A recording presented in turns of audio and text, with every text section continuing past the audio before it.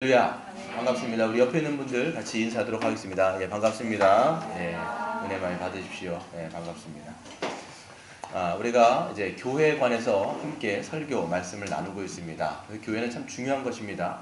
아까 권사님도 말씀하신 것처럼 함께라고 이렇게 계속적으로 말씀하셨는데, 교회라는 것 자체가, 이 말 자체가 공동체예요. 그래서 카할이라고 하는 단어인데 무리라고 우리가 얘기합니다. 그래서 영어 성경은 assembly라고 되어 있어요. 그래서 하나님이 부른 자들의 무리, 이게 바로 교회인 거예요. 그래서 이 항상 교회는 공동체적이고, 이 교회를 통해서 우리가 또 하나님의 사역과 모든 것들을 감당하게 되는 것입니다. 참 교회는 중요한 거예요. 신앙에서 교회가 빠질 수가 없는 겁니다. 그래서 지난주에 말씀드린 것은 교회는 인간이 세운 것이 아니라 우리 주님께서 친히 세우셨다라고 말씀을 드렸습니다. 뿐만 아니라 예수님이 세우셨기 때문에 모든 하늘과 땅에 있는 모든 권세를 가지신 예수님이 친히 교회를 세우셨기 때문에 음부의 권세도 교회를 이길 수 없다라고 말씀했어요. 이 음부의 권세라고 하는 건 뭐냐? 지옥문이에요. 한마디로 얘기해서 하나님이 구원하신 자를 사단이 다시 끌고 갈 수가 없다라는 거예요. 왜? 하나님이 그 지옥문을 빠개셨다는 게 그렇죠? 부셔가지고 그 모든 것을 하나님의 품으로 넣었기 때문에 어떤 누구도 사단이라 할지라도 하나님께 부름받은 자들을 떠내갈 수 없을 뿐만 아니라, 또 하나님은 이 교회에게 천국 열쇠를 주셨어요. 이 천국 열쇠가 뭐예요? 메고 풀 수 있는 그 권세를 이 교회에게 주셨어요. 그래서 천국문을 열 수도 있고 또 천국문을 닫을 수 있는 이 권세가 누구에게 있느냐? 바로 이 교회에게 있다는 것을 우리는 지난 시간에 우리가 말씀을 통해서 공부를 했습니다. 오늘은 이제 그 하나님이 세우신 이 교회를 어떻게 또한 바라볼 것인가?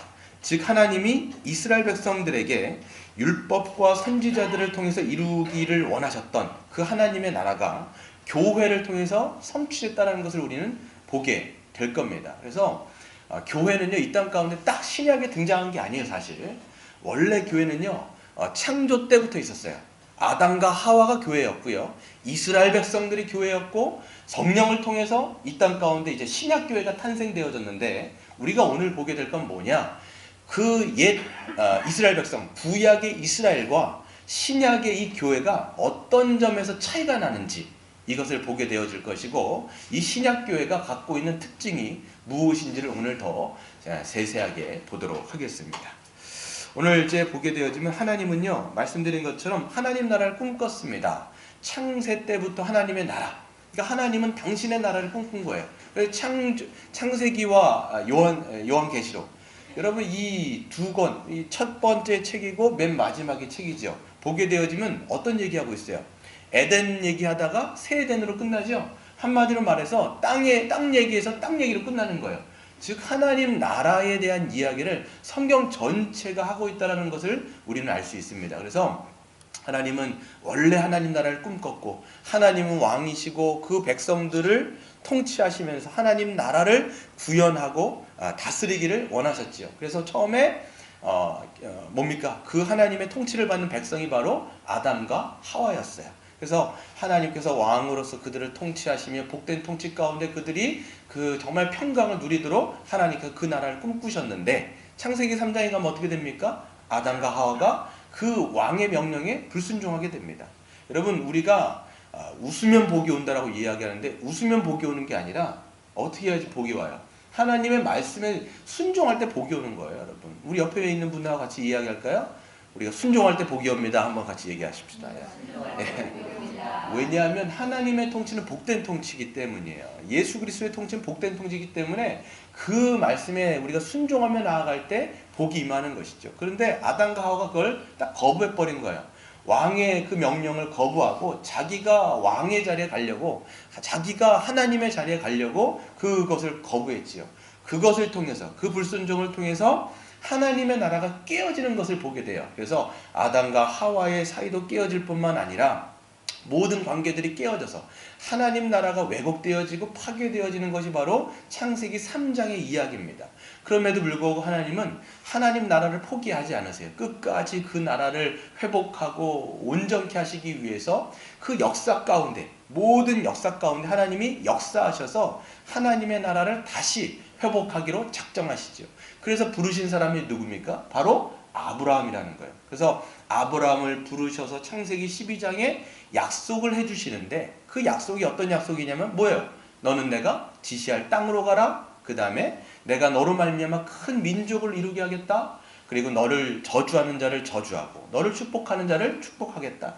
너로 말미암아 모든 열방이 복을 받게 하겠다라고 하시는 그 약속을 주시는데 그 약속 자체가 어떤 거에 관한 약속입니까? 바로 하나님의 나라에 관한 약속이에요.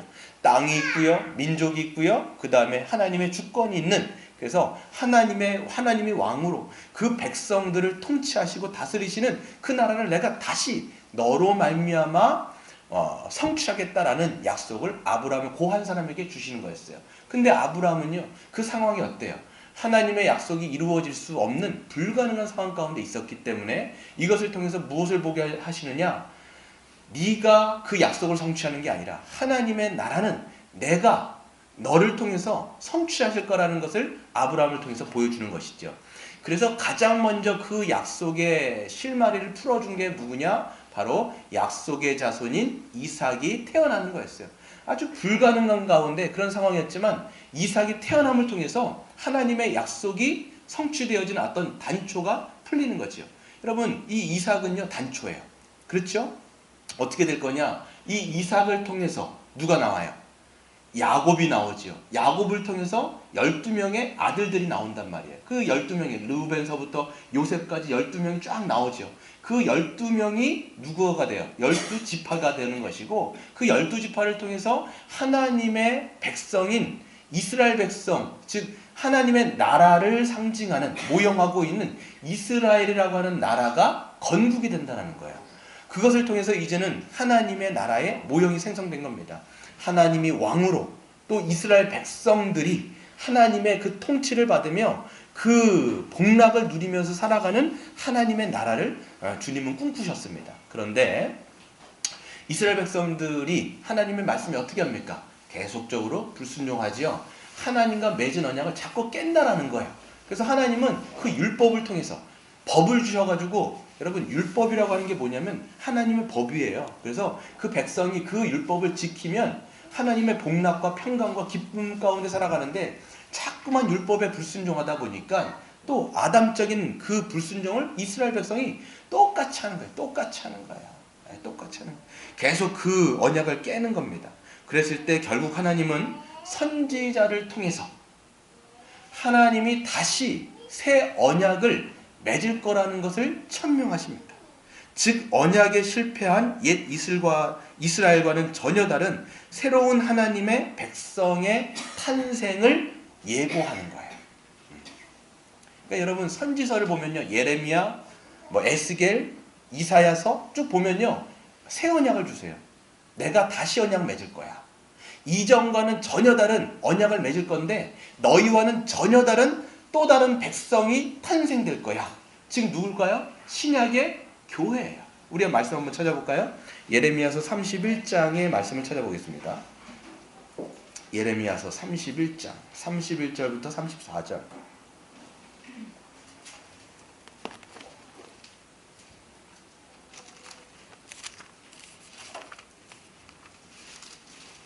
(31절부터 34절) 보시면 구약성경 1102페이지입니다. 구약성경 1102페이지에 보시면 예레미야 31장 31절부터 34절을 보시면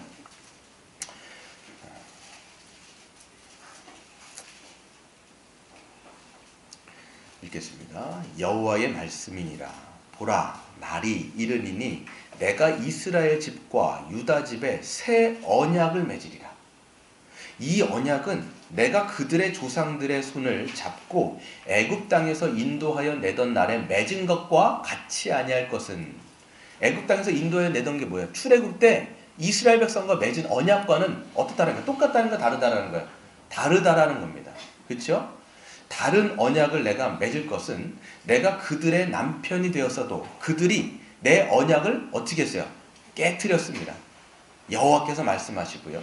그러나 그날 후에 내가 이스라엘 집과 맺을 언약은 이러하니 곧 내가 나의 법을 그들의 속에 두며 그들의 마음에 기록하여 나는 그들의 하나님이 되고 그들은 내 백성이 될 것이라 여호와의 말씀이라.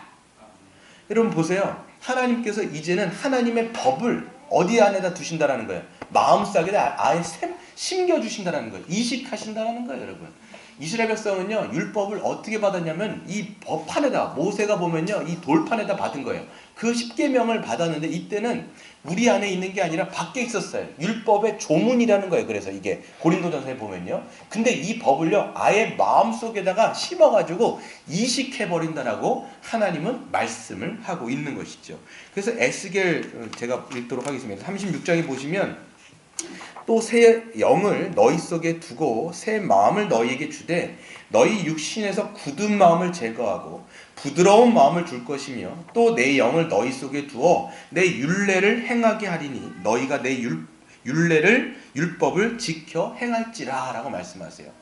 보시면요, 이제는 하나님이 아예 새 영을 주셔가지고 우리 안에 있는 굳은 마음, 이 굳은 마음이 뭐냐면 완악한 마음이에요. 완악하기 때문에 하나님의 말씀에 순종을 못하는 거거든요. 근데 아예 하나님의 영을 부어주셔서 굳은 마음을 제거한다라는 거예요. 여러분, 우리가 모욕할 때 그 발바닥에 뒤꿈치에 뭐가 있어요? 각질이 있단 말이에요. 여러분 보니까 이게 각질이 아니라 어떤 사람들은 이게 무좀이래요, 여러분. 각질인 줄 알고 이게 했는데 그게 무좀이랍니다. 어떤 사람은 각질인데 어떤 사람도 무좀인 거예요. 그래서 잘 판단하셔가지고 미시기를 바랍니다. 보면요, 그 각질이 막 있어요. 그럼 어떻게 해요? 이 돌, 예전엔 요즘 잘 안 쓰는데 이 돌 같은 걸로 이 뒤를 막 문질른단 말이에요. 그럼 어떻게 돼요? 이 아주 그 굳었던 아주 그냥 각질들이 떨어져 나가는 것을 보는 거죠. 성령이 그와 같은 거예요. 성령이 오시면 우리 안에 있는 그 완악한 마음들, 이걸 여러분 신약성경에서 보면 문둥병 걸렸다고 얘기하는 거예요. 아예 피부가 다 썩어가지고 냄새가 날 뿐만 아니라 죽음의 그림자가 있는 거예요. 그것을 성령이 오시면 새 마음으로 이 완전히 그것을 껍질을 완전히 어떻게 합니까? 벗겨낸 다음에 어린아이의 살처럼 이것을 만들어 주시는 거예요. 그게 누구예요? 성령이 그렇게 하신다라는 거예요. 그것을 통해서 어떻게 합니까? 우리가 이 완악한 마음이 아니라 이제는 그 아이와 같은 마음을 통해서 하나님께 순종할 수 있는 그런 존재로 완전히 바꾸어 주신다라고 말씀을 하고 있는 것이죠. 그래서 여러분 보게 되어지시면 이와 같은 이 구약의 예언이 어디에서 성취가 돼요? 바로 신약에서 성취가 되는 거예요. 예수님께서 승천하시면서 약속하시죠. 너희는 기다려라. 하나님이 약속하신 새 영을 부어주실 것인데 너희는 기다려라. 그래 놓고 본인은 올라갔어요. 그랬을 때 120명의 성도들이 마가의 다락방에서 기도하면서 약속하신 성령을 기다리죠. 근데 어떻게 됩니까? 오순절날 호련히 하늘에서 강하고 급한 바람이 임하여서 각 모든 집에, 이 집에 어떻게 됩니까? 가득 메웁니다. 그 다음에 불의 혀와 같은 것들이 갈라져서 한 사람 한 사람 머리 위에 성령께서 충만하게 임하는 그런 놀라운 역사가 오순절 성령의 역사를 통해서 우리는 보게 되어지는 것이죠. 그래서 오순절 성령 강림을 통해서 성령 받은 새 언약 백성인 교회가 태동하는 거예요, 여러분. 이때 여러분 새 언약 백성인 교회, 구약에서 그렇게 선지자와 율법에서 약속했던 그 말씀이 성취가 되어지는 거예요. 그러므로 성령 받은 새 언약 백성인 교회는 옛 이스라엘과는 근본적으로 다른 하나님의 백성이라는 것을 우리는 성경을 통해서 알 수가 있는 거예요. 그렇기 때문에 성령 받은 새 언약 교회는 더 이상 옛 이스라엘이 실패했던 것처럼 실패하지 않는다는 거예요. 여러분, 이 이스라엘 백성이요, 실패해서 결국은 하나님이 다시 약속하신 거거든요. 그 약속이 성취되었기 때문에 이스라엘의 그 실패를 이제 신약교회는 더 이상 하지 않는다라는 것을 우리는 알 수가 있어요. 그래서 여러분, 성령을 받은 새 언약 백성이 된 교회는 주님의 뜻 가운데 순종할 수 있는 존재가 된 거예요.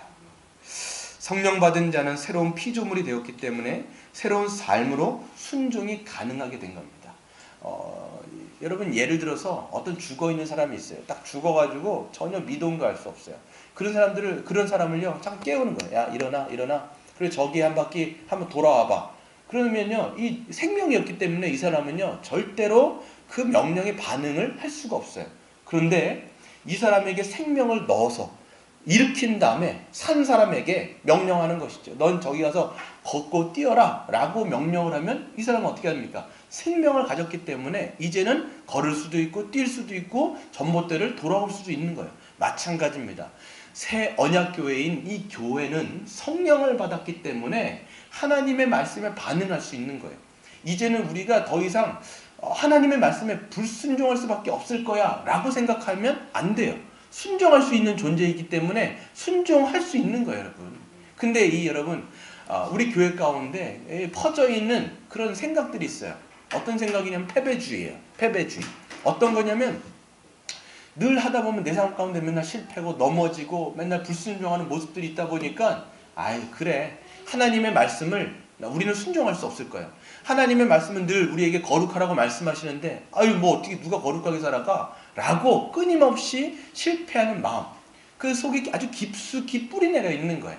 나는 안 된다라는 이 생각이 아주 깊이 뿌리내려 있는데 이게 패배주의예요. 패배주의예요. 그러니까 교회에 왔을 때는 거룩한 것처럼 보이지만 또 일상을 살아갈 때는 세상의 방식으로 이분법적으로 우리가 살아가는데 아니라는 거예요. 여러분, 성경에서 보면 우리의 존재가 바뀌었다라는 사실을 여러분 인식하시기를 바랍니다. 성령이 오셨으면 여러분이 우리가 거듭났다라면, 성령 받고 거듭났다라면, 하나님의 새로운 피조물이라면 하나님의 말씀대로 이제는 우리가 순종할 수 있는 거예요. 주님 말씀하시죠? 내가 거룩한 것처럼 너희도 거룩하라. 이렇게 말씀하세요. 그러면 하나님은요, 우리에게 명령부터 하시는 분이 아니라 우리를 하나님의 백성 삼으셨기 때문에, 성령을 주셨기 때문에, 거룩하게 만드셨기 때문에 우리로 하여금 거룩하라고 하시는 명령을 주시는 거예요. 하나님께서 내가 온전하니 너희도 온전하라고 말씀하신 명령은 우리로 하여금 지금 온전케 하셨기 때문에 우리가 온전하게 살아갈 수 있는 거예요. 그런 여러분, 그 우리의 존재됨을 여러분이 먼저 인식하시는 그런 믿음이 있으시길 바랍니다. 여러분, 예전에 보면 그 미운 오리 새끼 있지 않습니까? 자기 정체성을 몰라가지고 미운 오리, 맞죠? 원래 오리가 아니었죠. 뭐였죠? 백조였죠. 그러니까 자기의 정체성을 모르니까 자기가 오리인 줄 알고 살아가는 거예요. 근데 정체성이 정체가 뭐예요? 자기는 백조인 거예요. 그러니까 자기가 백조라는 걸 깨달았을 때 어떻게 해요? 하늘 위로 멋지게 날아 올라가지 않습니까? 마찬가지입니다. 우리의 정체성을 모르면 우리는 그냥 내가 성령 받은 성령, 영의 사람인데, 영의 사람이라는 걸 알지 못하면 육에 속한 자처럼 그렇게 살아가는 거예요. 여러분. 자꾸만 실패한다면 둘 중에 한 가지입니다. 하나는 자기의 정체성을 못 믿든지 그 믿음이 없든지, 아니면 한 가지, 두 번째는 성령을 받지 못한 거예요. 둘 중에 뭡니까 여러분? 우리는 바뀌었으면 바뀐 대로 살아가야 되는데 바뀌지 않았다면 우리는 그냥 원래 모습대로 살아가는 건데, 둘 중에 한 가지요. 성령 받지 못했거나 성령을 받았음에도 불구하고 그것을 인식하지 못하거나. 여러분 삶을 돌아보시는 여러분 되시기를 바랍니다. 두 번째로 보면 십자가에서 죽으시고 부활하시고 승천하셔서 주가 되신 예수 그리스도는요, 이 교회의 머리가 되셨어요. 교회의 머리가. 승천 승귀하셔서 주가 되신 예수 그리스도가 이 모든 교회의 머리가 되신 거예요. 머리가. 지금 모든 만물을 다스리시는 주 예수 그리스도께서 교회의 머리가 되셨다라고 하는 것. 우리 이 사실을 여러분 아셔야 돼요. 그러니까 여러분, 지금 우리가 세상 가운데 살아가면요, 이 세상은 너무나 넓습니다. 이 경제, 문화, 사회, 그리고 여러 가지 돌아가는 이 사회. 지금 요즘에 이슈가 되는 건 뭡니까? 평창의 올림픽. 그렇죠? 어제 이제 막 개막을 해가지고 막 오륜기 막 이렇게 막 드론이 막 2천 몇 대가 막 떠가지고 그냥 아름다운 것들 막 술을 놨다라고 얘기도 하고, 막 그 북한에서도 오기도 하고, 막 여러 가지 일들이 있지 않습니까? 우리가 생각할 때 하나님의 영역은 그냥 교회 안에 머문다고 생각하시는데 그게 아닙니다, 여러분. 하나님의 주권은 이 한국의 이 바운드리를 넘어서 이 오바마 아니죠, 이젠 트럼프가 됐죠. 이 트럼프 하면서 모든 이 지구 영역뿐만 아니라 모든 우주를 다스리시는 그 하나님이 교회의 머리가 되었다라는 사실을 우리가 알아야 된다는 거예요. 여러분, 그 만물을 충만하게 하시는 그 예수 그리스도께서 이 교회의 머리가 되셨다는 걸 여러분 아세요, 여러분? 그걸 믿으십니까, 여러분? 우리 물대농산교회의 머리가 되셨다는 걸 여러분 아시냐라는 거예요, 여러분. 예. 그 주님께서는, 머리가 되신 이 주님께서는 몸된 교회를 거룩하고 복되게 통치하시기를 원하십니다. 그렇기 때문에 몸된 교회를 다스리시며 좋은 것으로 인도하시고 복주기를 원하신다라는 거예요. 여기에서 여러분 예수는요 머리가 되십니다. 이 머리라고 하는 것은 모든 것의 근원이라는 뜻도 될 뿐만 아니라 모든 것을 통치하신다라는 의미가 있어요. 근데 교회는 뭐예요? 그 머리 대신 주님의 몸이라는 거예요. 그럼 뭐가 됐다라는 거예요? 머리와 몸은 어떻게 되어 있습니까? 연결되어 있어요, 여러분. 지금 여러분 우리가 생각할 때 머리가 있고 몸이 여러분 막 따로 논다라고 생각해 보세요. 얼마나 징그럽겠습니까, 여러분? 근데 그게 아니라 머리가 있고 몸이 딱 붙어 있는 거예요. 그럼 뭐가 되냐면 머리는 모든 몸을 통치하고 다스립니다. 여기 뇌가 있기 때문에 하나하나 뭐 손이 움직이게 하고 뭐 어떻게 합니까? 냄새를 맡게 하고 그다음 모든 것들을 다 다스리고 통치하죠. 뿐만 아니라 그렇기 때문에 이건 연결을 뜻하는 거예요. 연합되어 있다는 것을 우리는 알 수가 있는 것이죠. 즉 충만하신 예수 그리스도와 연합된 몸된 교회는 그 충만함에 참여하게 되는 거예요. 예수 그리스도께서 충만하시기 때문에 그 충만한 예수 그리스도와 연합되어 있는 이 교회, 몸된 교회는 그 충만함에 우리가 참여한다는 것을 우리는 인식하셔야 하는 것이죠. 에베소서 1장 23절에 보시면 말씀합니다. 교회는 그의 몸이니 만물 안에서 만물을 충만하게 하시는 이의 충만함이라. 우리 주님은 자신의 충만함을 이 교회에게 전적으로 부어주시는 거예요. 모든 자원, 모든 영적인 그 지혜와 영광과 충만함을 그 몸된 교회에게 부어주시고 모든 재원들을 거기다 쏟아내 부어주신다는 것을 우리는 알게 되는 것이죠. 여러분 우리가 스마트폰을 갖고 있습니다. 스마트폰을 갖고 있는데 하루가 지나면 어떻게 돼요? 배터리가 나가죠. 퍼센트가 계속 줄면서 이게 배터리가 이제 방전되는 거예요. 방전되면 어떻게 합니까? 핸드폰을 버립니까? 그렇지 않지요. 어떻게 하세요? 충전을 한단 말이에요. 충전을 꽂으면 어떻게 돼요? 또 에너지를 계속 공급받아 가지고 이 배터리가 다시 완전히 충전이 되는 거예요. 마찬가지로 우리가 핸드폰이라고 이야기하면 예수님은 충전기가 아니라 이 충전기는 중간에 그냥 통로일 뿐이고 예수님은 발전기인 거예요. 발전소인 거예요, 여러분. 거기 안에서 모든 그 에너지. 그럼 핸드폰의 양은요 아주 미미하죠. 근데 그것을 충전하는 발전소는 얼마만큼의 에너지를 갖고 있을까요? 무제한적으로 갖고 있는 거예요. 무제한적으로. 거기서 여러분 우리가 그 공급을 받는다라는 걸 우리는 보게 되는 것이죠. 그래서 여러분 그 비유가 나온 게 뭐냐면 요한복음 15장을 보시면 예수님께서 뭘 비유하세요? 나는 포도나무요. 너희는 가지니. 너희가 나에게 붙어 있으면 열매를 맺는다라고 이야기하십니다. 근데 여기서 우리는 보면요. 자꾸만 이 본문을 보면서 붙어 있자 이렇게 이야기하는데 그 본문은 붙어 있자라고 말씀하는 게 아니라 포도나무에 붙어 있는 가지는 열매를 맺게 되어 있다라는 것이 방점이 찍혀 있는 거예요. 붙어 있지 않으면요, 그거는 하나님께서 나중에는 그 불살을 없애시는 거예요. 붙어 있는 자는 반드시 열매 맺고 하나님께 영광을 올리게 되어 있습니다라는 것이 그 요한복음 15장의 요점이라는 것입니다. 여러분 믿음으로 그리스도와 연합된 성도는 즉 교회는 이미 포도나무에 어떻게 되어 있는 거예요? 접붙임을 받은 거예요, 여러분. 우리가 여러분 교회라면 여러분 이미 그리스도에게 어떻게 되어 있는 거예요? 붙어 있는 존재인 거예요, 여러분. 붙어 있지 않으면 그거는 예수와 상관이 없는 자이기 때문에 하나님이 마지막 날에 다 불로 쓸어버리신다고 말씀하고 있지 않습니까? 그렇기 때문에 충만하신 예수님께 접붙임바 되어 있는 교회는 모든 영적인 자원과 그 지혜와 능력을 받아서, 그렇죠?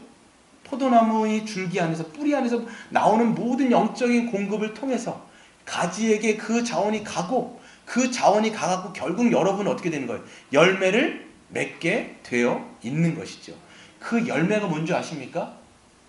우리가 그리스도와 연합되어졌을 때 맺게 되어진 그 열매가 뭐냐? 바로 거룩의 열매, 의의 열매, 바로 예수님을 향하여 우리가 맺는 순종의 열매인 거예요. 요한복음 15장을 집에 가서 읽어보세요. 그 열매는요, 세 계명으로 결국은 연결되게 돼 있어요. 너희가 붙어있을 때 그 열매는 바로 그 하나님의 말씀에 순종하는 그 열매를 너희가 분명히 맺게 된다라고 성경은 이야기합니다. 그렇기 때문에 주님의 모든 자양분을 공급받는 교회는 반드시 그분처럼 살아가게 되는 거예요. 예수님이 부르셨다라면 교회는 작은 예수로 살아가는 거예요. 아니 그렇게 어떻게 살아가요? 성경은 성경이고 우리의 삶은 너무 그렇지 않습니까? 직장 가면 얼마나 바쁜데, 그리고 집에 가면 애도 있고 설거지도 해야 되고 얼마나 바쁜데 어떻게 예수님처럼 살아갑니까? 이게 말이나 됩니까? 라고 우리는 얘기하는데 하나님은 말씀하시는 거예요. 내가 너에게 성령 줬잖아. 성령 하나님을 너희들에게 부어줬잖아. 그리고 너희로 하여금 믿음을 줬잖아. 그리고 너희로 하여금 기도할 수 있게 하셨고 그 모든 하나님의 영적인 자양분을 너희들에게 부어줬잖아. 그러면 교회로서 너희는 예수 그리스도의 것으로 예수님처럼 살아가는 것은 당연하잖아 라고 주님이 말씀하시는 거예요. 우리의 힘과 능력으로 살아가려면 안 돼요. 그게 여러분 웨슬리였어요. 여러분 18세기 보면 웨슬리라고 하는 정말 18세기에 사도 바울과 같은 사람이 여러분 정말 있었습니다. 그 사람이 정말 말에서 내려가지 않을 정도로 복음의 열정이 대단했던 사람이에요. 근데 그가 회심하기 전에 목사가 되었음에도 불구하고 그는요 영적인 이 자원을 그리스도와 연합되어 있는 그것을 몰랐어요. 그러다 보니까 늘 하는 얘기가 뭐냐면 정말 경건한 집안에서 자랐기 때문에 경건 이게 머리에 박힌 사람이에요. 어떻게 다 자기가 거룩하게 살고 싶은데 안 되는 거예요 이게. 그래서 그의 자서전을 보면요 그가 정말 성령을 받고 회심하기 전까지 어떤 삶을 살았냐면 짜내는 것처럼 정말 자기가 짜내가지고 이 사람이 어떻게 사는지 아십니까? 늘 일기를 쓰는데요 거룩하게 살아가기 위해서 막 계획을 막 세워요. 안 되는 부분들이 있으면요 조항을 세워가지고 어떻게 하면 내가 이런 부분들을 바꾸고 수정하고 하나님 앞에 거룩하게 살 수 있을까 치밀하게 했던 사람이 이 웨슬리였어요. 안 돼요 여러분. 근데 그게 언제 됐을까요? 나중에 예수 그리스도를 여러분 이 사람이요 목사였어요. 목사인데도요 그게 안 된 거예요. 언제요? 성령 받은 다음에 되는 거예요. 성령을 받고 난 다음에 그것이 자기에게 짜내는 게 아니라 흘러 들어오는 거예요, 여러분. 신앙은 여러분 우리의 힘으로 하는 게 아니라 하나님 안에서의 능력을 공급받아가지고 자연스럽게 우리 안에서 흘러 넘치는 신앙생활. 이 안에 기쁨이 있는 거예요. 이게 안 된다라고 얘기하면요 막혀 있는 거예요, 여러분. 막혀 있는 거예요. 어느 가난한 사람이요 평생토록 여러분 선박 여행을 하고 싶어 했어요. 이 사람이 정말 꿈이요 저 멋진 크루즈 배를 타가고 내가 여행 한번 해보자. 이게 꿈이었어요. 그래가지고 이제 이 사람이 이제 그 광고지를 딱 본 거예요. 야 정말 이런 배를 타면 얼마나 좋을까. 저 갑판 위에서 정말 바다를 즐기면서 정말 신선한 공기를 마시면서 수영도 하고 저기서 얼마나 좋을까. 이런 꿈을 꾼 거지요. 그래가지고 그 크루즈 여행이 이제 한평생 꿈인 거예요. 그래서 그 꿈을 이루기 위해서 돈을 모았어요. 한 푼, 두 푼 모으고 정말 이 사람이 정말 먹어야 될 것 안 먹고 입어야 될 것 안 입으면서 정말 악착같이 돈을 모아가지고 이 자기의 평생의 꿈인 그 크루즈 표를 구입을 한 거예요. 모든 돈을 다 써가지고 이 표 한 장을 딱 구입한 거예요. 근데 이제 광고를 딱 보니까 이제 표는 구입했는데 거기 안에 있는 멋진 식사들이 있는 거예요. 정말 맛있는 뭐 스파게티, 뭐 그다음에 피자, 거의 뭐 짜장면, 뭐 짜장면 없겠죠. 하여튼 뭐 그런 여러 가지 음식들을 딱 보는데 표를 사느라고 이 음식을 이제 자기가 낼 돈은 없는 거예요. 그래서 생각할 때, 에이 그래 표를 샀으니까 내가 꿈을 이뤘다라고 생각해가지고 어떻게 했냐면 그래 그냥 집에 있는 자기 빵을 일주일치 분량을 빵을 이제 가져가자 이렇게 생각한 거예요. 그래서 버터, 그 다음에 땅콩잼, 그 다음에 식빵을 이제 가져가기로 작정에 이제 결심을 한 거죠. 뭐 사실 뭐 빵을 먹어도 어떻든 식빵을 먹어서 어떻습니까? 쭉 이제 배에 타는데 그래서 빵이 이제 배에 딱 들어가니까 너무 기쁜 거죠. 왜? 자기의 꿈이 이루어졌거든요. 그래가지고 첫째 날, 둘째 날, 셋째 날 그래갖고 거기서 바다에 갑판에 가 서가지고 신선한 공기도 마시고 휴게실도 들어가고 그 다음에 거기 안에 있는 풀장에도 들어가고 하면서 마음껏 막 바다를 누렸어요. 근데 하루가 지나고 이틀 지나고 3일 지나고 닷새째가 딱 되는데 어떤 생각이 드냐면 거기 안에서 사람들 자기 그 멋진 맛있는 식사를 하지 않는 거는 자기밖에 없다는 걸 안 거예요. 그래서 종업원들이 막 멋진 막 통닭을 막 왔다 갔다 하고 하는데 자기만 못 먹는 거예요. 생각할 때 야 저거 어떻게 하면 먹을 수 있을까. 자기만 못 먹고 있는 거예요. 그래가지고 닷새째 딱 될 때 어떤 생각이 드냐면 더 이상 먹기가 싫은 거예요. 더 이상 먹기 싫은 거예요. 먹기 싫을 뿐만 아니라 더 이상 그 바다를 즐길 수가 없는 거예요. 야 저거 한번 먹었으면 좋겠다 이러면서 그 퍽퍽한 그 땅콩잼에 그거 못 먹겠는 거예요. 그래서 종업원을 불러 세웠어요. 제가 정말 그 저 맛있는 음식을 좀 먹고 싶은데 내가 이 표를 다 구입하느라고 내가 돈이 없습니다. 저 식사를 한 번만 내가 먹을 수 있다면 뭐든지 다 할 수 있는데 어떻게 하면 내가 저 맛있는 식사를 먹을 수 있겠습니까? 이렇게 얘기했더니 그 조그만이 한 얘기가 뭐냐면, 손님 표 있지 않으세요? 있죠? 그 표를 보면요, 그 표 안에 식사값 다 포함되어 있어요. 이렇게 얘기하는 거예요. 얼마나 억울하겠습니까? 그 5일 때 동안 그 자기 식빵, 그 뻑뻑한 거 식빵 먹고 그냥 있었는데 이미 다 그 표 안에 다 지불했다는 거예요. 얼마나 아깝습니까? 여러분 보면요, 우리 그리스도인들이 그렇게 살아요. 모든 값을요 예수 그리스도가 다 지불하신 거예요. 우리 안에 여러분 모든 천국의 보화가 다 있는데 그리스도인들은 그 풍성한 가운데 핍절하게 살아간다는 거예요. 왜? 모르니까. 그리스도 안에 있는 무한한 영적인 자원이 있음에도 불구하고 핍절하게 살아가는, 영적인 그 자원을 모르고 살아가는 이 그리스도인들, 얼마나 여러분 우리가 하나님 나라에 갔을 때 와, 하나님께서 모든 것들을 다 주시는데도 불구하고 우리가 기도하지 않는 거예요. 여러분 믿음이라고 하는 건 뭐냐면 하나님의 것들을 우리가 끌어당길 수 있는 손인 거예요. 그래서 우리가 거룩하게 살아가는 것, 주님 앞에 순종하며 살아가는 것, 이것을 할 수 없는 게 아니라 우리가 믿음으로 주님 앞에 기도하며, 그러니까 우리는 먼저 뭘 알아야 되냐면 내가 그리스도 안에 붙어있다라는 것을 알아야 되고, 그 붙어있는 자라면 믿음으로 날마다 주님의 것들을 우리가 끌어당기는 거예요. 그러니까 날마다 믿음은 한 번 믿어서 끝나는 게 아니에요. 날마다 믿음이에요. 왜? 믿음은 움직이는 것이고 믿음은 살아있는 것이거든요. 나 예전에 믿었었어. 여러분 그렇게 말할 필요 없어요. 내가 예전 청년부 때 내가 어떻게 했는지 알아? 내가 옛날에 얼마나 내가 교회생활 열심히 했는데. 아니요, 그거는요 죽은 믿음이라고 얘기하는 거예요. 믿음은요 현재형이에요. 나는 지금 믿고 있다라고 얘기하는 거예요. 나는 믿고 있었어? 아니요, 그런 거 필요 없어요. 나는 지금 믿고 있는 것이고 난 믿을 거야. 이렇게 나가는 거예요. 그래서 날마다 믿음으로 주님 앞에 그 영적인 자원을 끌어서 당기면서 우리가 날마다 충만한 신앙생활을 감당할 수 있어야 되는 것이죠. 우리가 마지막으로 말씀을 드리고 마치겠습니다. 여러분 마지막으로 여러분 머리 대신 주 안에 있는 교회의 충만함, 여러분의 그 성도의 충만함은 어떻게 드러나느냐? 바로 뭐예요? 하나됨으로 드러나게 돼 있어요. 이 충만함은 하나됨으로 드러납니다. 오늘 말씀을 보시면 에베소 교회는 유대인과 이방인이 모여 사는 교회입니다. 그래서 유대인과 이방인은요 결코 하나 될 수 없는 존재였어요. 그래서 유대인들은 선민사상에 빠져서 이방인들은 쓸모없는 쓰레기야 라고 이야기할 정도였어요.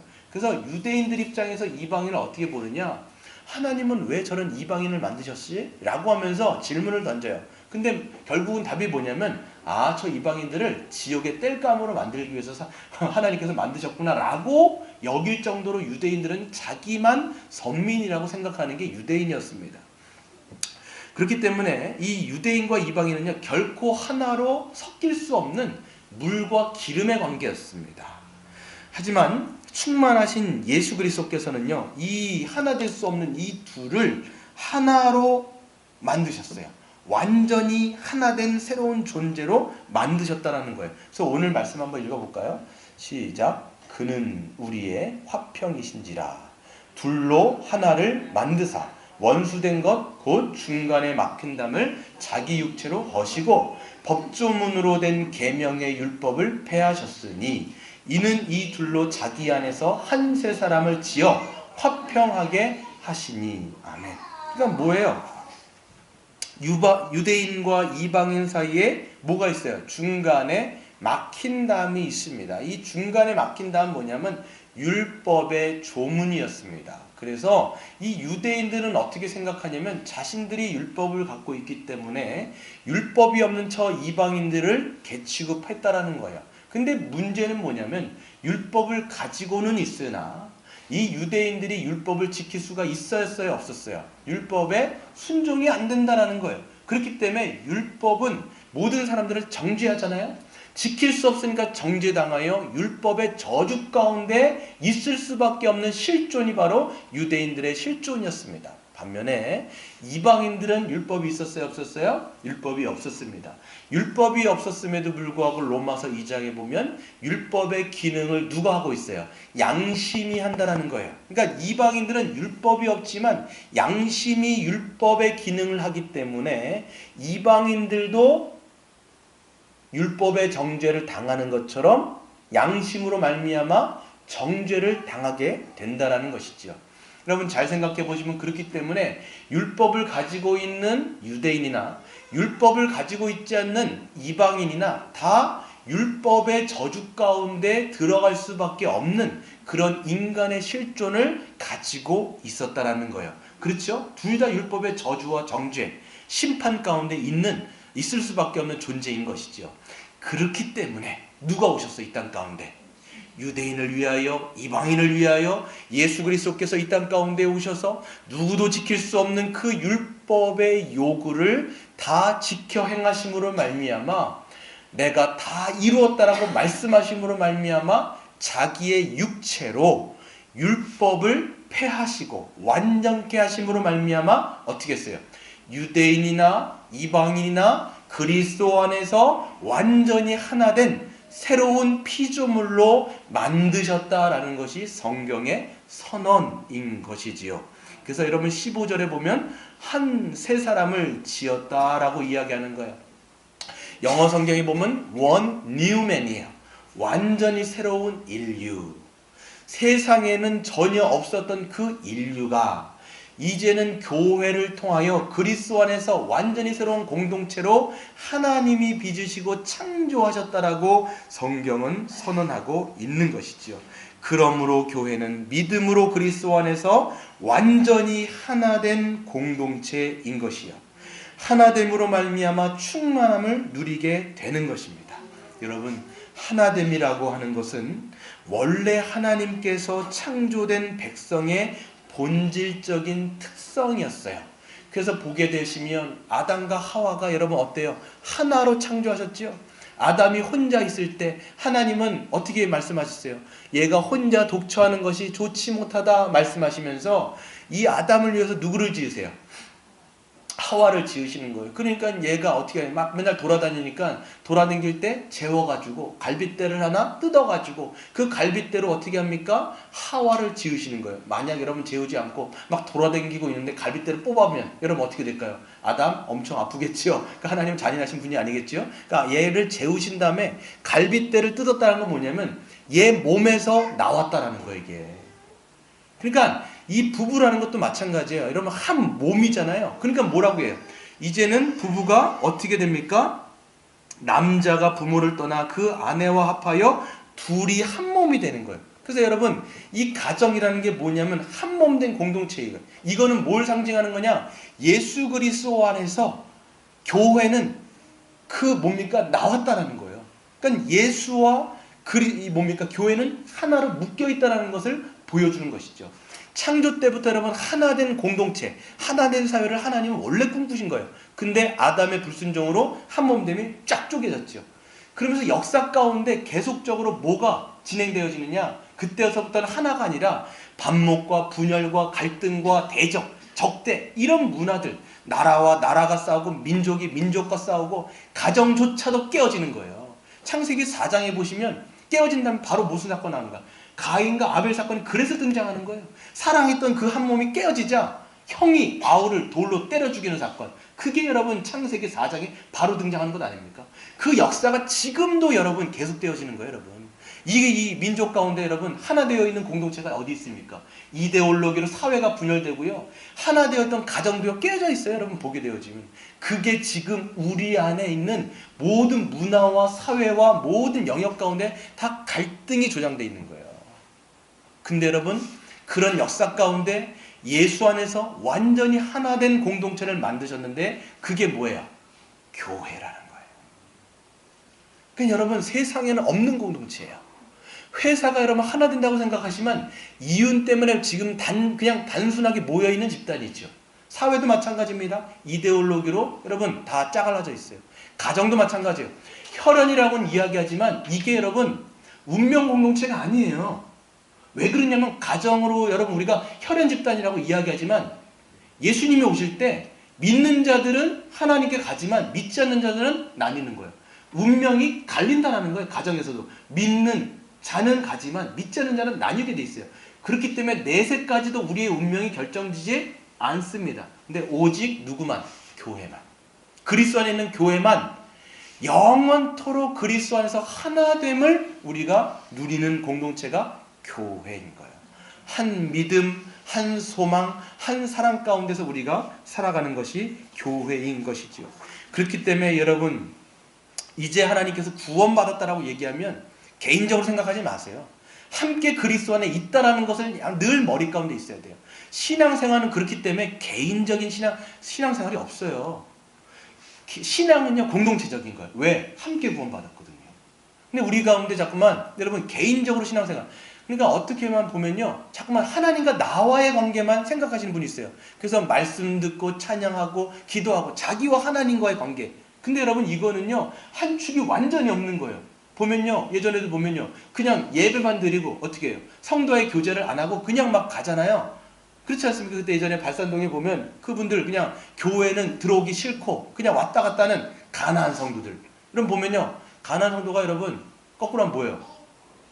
안 나가. 교회는 안 나가. 교회는 싫다라는 거예요. 그래서 안 나가면서 그냥 하는 건데, 교회 안에 와갖고 성도 안에 교제가 반드시 있어야 돼요.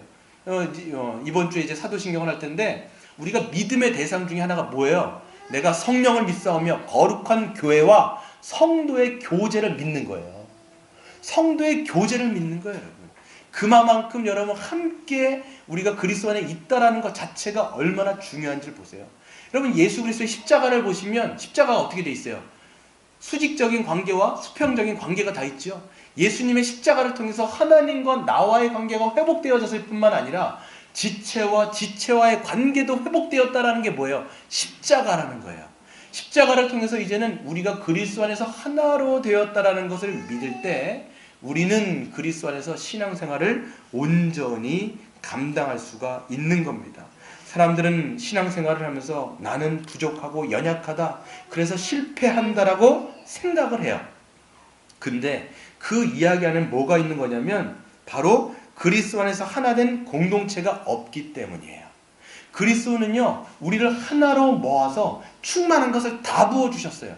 근데 우리는 맨날 연약하다고 얘기하고 부족하다고 얘기하고 막 그러는 건 뭐냐면 지금 공동체적인 생활을 하지 않기 때문에, 나 혼자 하려고 하기 때문에 이게 힘든 거예요. 이제 나중에 제가 은사 파트라든지 섬김의 파트를 보든지 할 때요, 하나님은요 우리에게 부어주신 게 아니라 모든 사람에게 부어줬기 때문에 같이 있을 때 시너지 효과가 나는 것이고 같이 있을 때 충만함을 누리는 거예요. 그렇죠? 이것을 우리가 알아야 되는 거예요. 그래서 여러분, 결코 부족하거나 연약하지 않아요. 왜요? 주님은 몸된 교회에게 모든 자원을 주셨기 때문에 그렇다라는 것이죠. 여러분, 이것은요, 이 진리는요 안 보여요. 그렇죠? 안 보여요. 우리가 생각할 때 제가 이렇게 막 얘기를 해도 에휴, 뭐 우리가 하나야? 근데 왜 그러지? 이렇게 생각하는 텐데, 안 보이니까 안 믿는 거예요. 진리는요, 믿을 때 보이는 것이고 믿을 때 누릴 수 있어요. 여러분, 이 영적인 진리를 좀 보시기를 바랍니다. 영적인 눈이 열려야 돼요. 우리 안에 연결되어 있는 끈들. 그래서 너와 나의 그 연결고리를 봐야 된다는 것이죠. 그래서 여러분, 이것을 볼 때요, 이게 우리는 그렇기 때문에 한 몸으로 살아가는 것을 끊임없이 어떻게 돼요? 훈련하셔야 돼요. 다음 주 설교를 이제 그것을 할 거예요. 한 몸 되었기 때문에 우리가 한 몸으로 살아가는 것을 배워야 돼요. 배워야 되는데 이게 익숙하지 않아요. 익숙하지 않기 때문에 여러분 훈련하셔야 돼요. 자꾸만 순종하는 훈련, 함께 살아가는 훈련, 이것을 통해서 우리가 충만함을 누리는 저와 여러분 되셨으면 좋겠습니다. 이 시간 한번 같이 기도하겠습니다.